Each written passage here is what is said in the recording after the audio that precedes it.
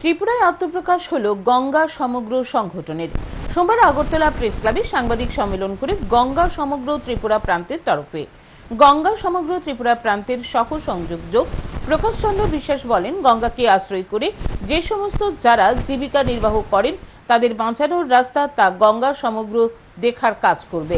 তিনি বিস্তারিত তুলে ধরে জানান, পরিবেশের বিভিন্ন বিষয়ের সঙ্গে যুক্ত সহ সংযোজক জানান, আগামী দিনে কর্মসূচি থাকবে জনজাগরণ সপ্তাহ, বৃক্ষরোপণ, বিশ্ব নদী দিবস পালন করা হবে।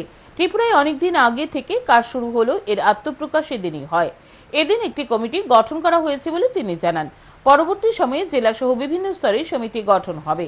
পরিবেশের ভারসাম্যের নষ্টের কারণে গত 10 বছরে কয়েক লাখ প্রাণীর অস্তিত্ব নেই, তাই পরিবেশ বাঁচানোর জন্য গঙ্গা সমগ্রের পদক্ষেপ।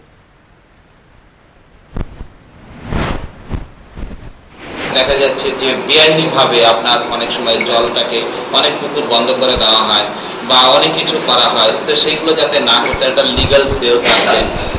তো এইভাবে আমাদের গঙ্গা সমগ্র, এই জন্য সমগ্র নাম দেওয়া হয়েছে। গঙ্গা শুধু রিলেটেড সামান্য একটু কাজ নয়, এখানে পরিবেশের বিভিন্ন বিষয়গুলো এটার মধ্যে চলে আসবে।